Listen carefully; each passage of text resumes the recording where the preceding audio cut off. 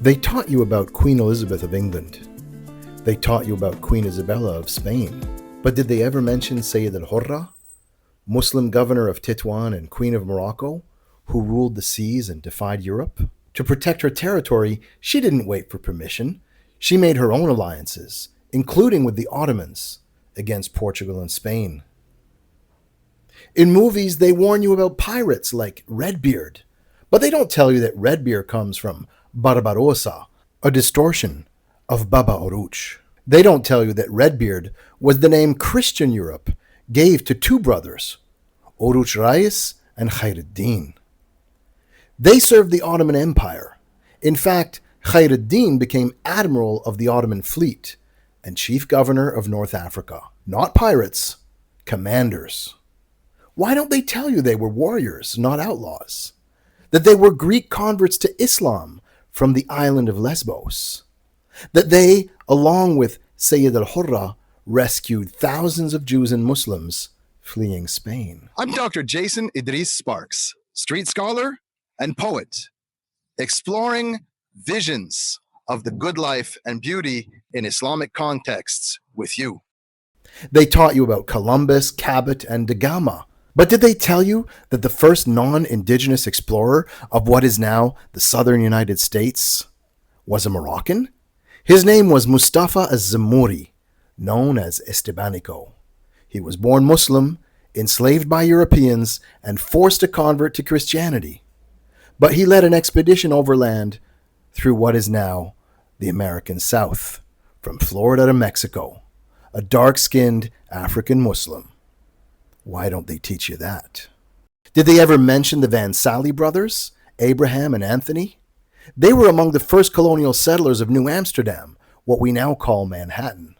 Their mother was a black African woman named Margarita. Their father? A Dutch pirate turned Muslim admiral in the Moroccan Navy, Murad Rais, born Jan Soon.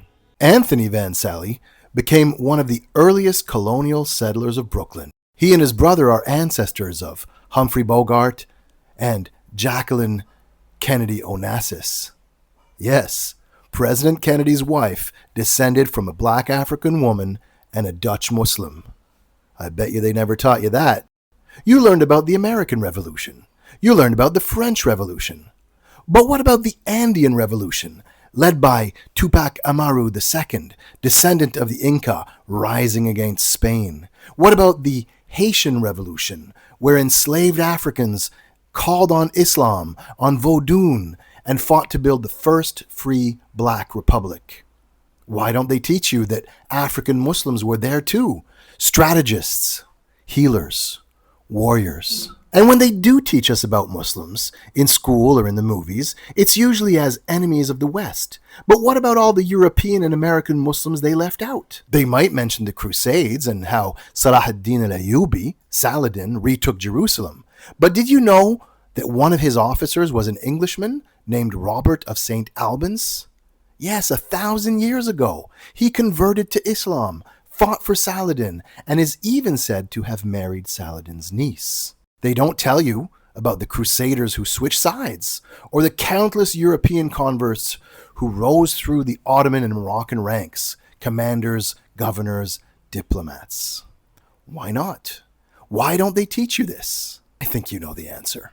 If you're enjoying my explorations of beauty and excellence in Islamic contexts, please feel free to share the love by liking, commenting, sharing your thoughts, subscribing, and of course, offering a prayer. This is just the first in a series of videos uncovering the concealed history of Muslims in the West. African Muslims, European converts, indigenous allies, queens, warriors, scholars, rebels, stories they buried, but that we remember. This is Why Don't They Teach You This?